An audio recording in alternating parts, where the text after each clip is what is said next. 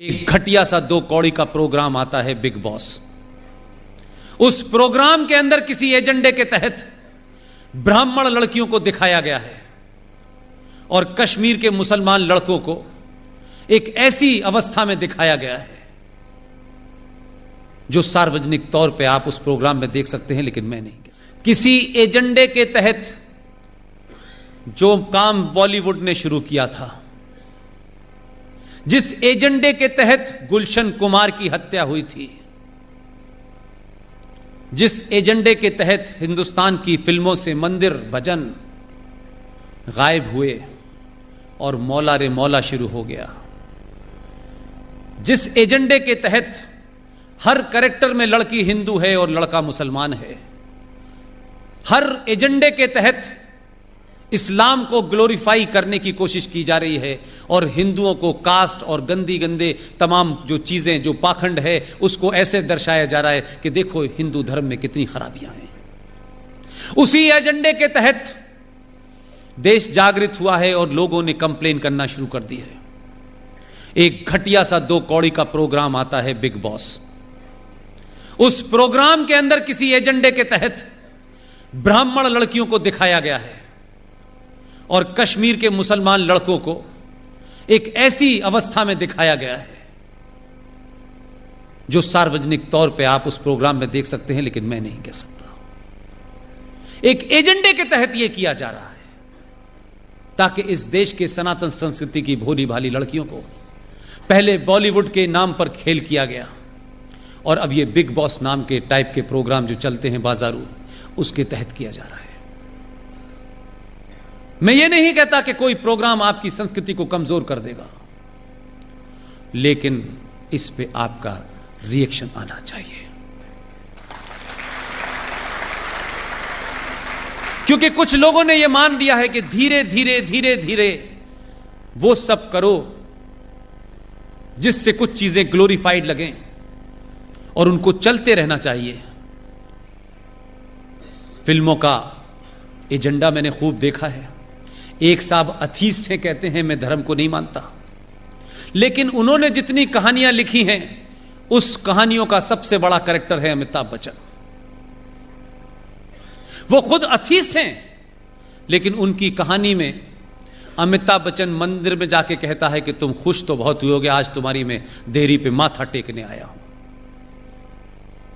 लेकिन वही अमिताभ बच्चन की हर स्टोरी में या तो वो 786 का बिल्ला होता है जिसे गोली लग के निकल जाती है। जितने भी कैरेक्टर हिंदुओं के नाम से हैं, उन कैरेक्टर में या तो वो हिंदू चोर दिखाया गया है, या दोगला दिखाया गया है, या वो मक्कार दिखाया गया है। और जितने भी नाम मुसलमान हैं, उन नामों के अंदर इतनी इज्जत और इतनी शालीनता दिखाई गई है कि उससे ज्यादा शालीनता कहीं मिलती नहीं है। हर कैरेक्टर के अंदर उसको एक ईमानदार मुसलमान दिखाया गया है। हर कैरेक्टर के अंदर एक खास सोच को बड़ा किया गया है। और मैं नहीं कह रहा, आप सब लोगों ने अमिताभ बच्चन की फिल्में देखी हैं। इस एजेंडे के तहत छोटी सी घटना है, संजय दत्त ने बायोपिक बनाई थी, आप सब ने देखी होगी। उसी बायोपिक के अंदर एक जुमला है जिसने सब कुछ ब्लैक एंड व्हाइट कर दिया, क्योंकि उसमें कुछ झूठ नहीं है।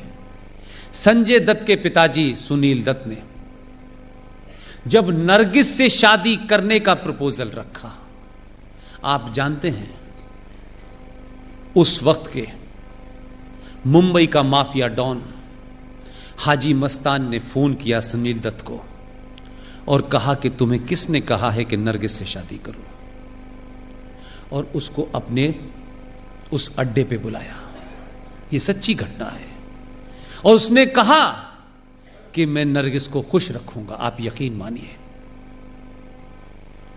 इस देश में स्थिति आपकी ये थी कि आप किससे शादी करें, उसके लिए उस मुसलमान अगर माफिया डॉन है तो उसकी भी इजाजत लेनी पड़ेगी, और ली। पूरी जिंदगी उसने ईमानदारी से निभाया, लेकिन उसके लिए एक माफिया डॉन की परमिशन जरूरी थी। लेकिन आपकी लड़कियों को इसलिए वर्गलाया जा सकता है, इसलिए वो इजीली टारगेट हो जाती हैं कि हमारे घर में हमारी माएं, एक एवरेज मां की बात कर रहा हूं, हमारी माएं चमत्कार की खोज में ऐसे ऐसे बाबाओं के यहां चली जाती हैं कि एक बाबा हैं, वो कहते हैं समोसा खाया था, तो वो कहती नहीं, तो उसे चटनी से खाया था, तो उसने कहा खाया था, तो चटनी कौन सी थी, कि लाल रंग की थी, नहीं हरे रंग की थी, तो लाल रंग की खाना, सब ठीक हो जाएगा। ऐसे बाबा बहुत घूम रहे हैं। और भारतीय महिलाएं ये कब से चमत्कार में पड़ने लगी। कोई रहीम साहब के घर जा रहा है, ये अलग अलग बाबाओं ने जो दुकानें चला रखी हैं, इसमें सबसे ज्यादा भारतीय नारी क्यों जा रही है भाई? उसका घर संपन्न है, उसके घर में सब कुछ मौजूद है, क्या ऐसी बात है कि वो चमत्कार के चक्कर में अपने बच्चों और बच्चियों को छोड़ करके इन बाबाओं के भुलावे में आ रही है? और वो बाबा क्या क्या करते हैं वो बाद में पता चलता है। आप सनातन संस्कृति की हैं, आप उस वंशज की हैं जिन्होंने जौहर किया है, आप उनकी वंशज हैं जो दुर्गा बन के जिन्होंने अपने दुश्मनों का सर्वनाश किया है। आप लोग अपनी उन लड़कियों से जिन्होंने हाई स्कूल कर लिया है, जिनके अंदर समाज के बदलाव हो रहे हैं, जिनके शरीर में एक नेचुरल बदलाव हो रहे हैं। आपकी वो बेटी भी इसी समाज में रहती है, उसके अंदर भी अजीब अजीब इच्छाएं जो होंगी वो आएंगी।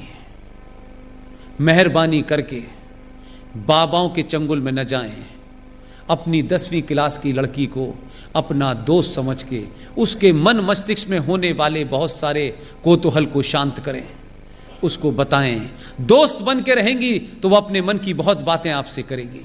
अगर आप सिर्फ मां बन के रहेंगी तो अपनी बात नहीं बताएगी। और इस शहर में बहुत सारे शिकारी घूम रहे हैं जो कलेवा पहन करके लड़कियों के स्कूल के बाहर घूमते हैं और उनको अपने चुंगल में फंसाते हैं।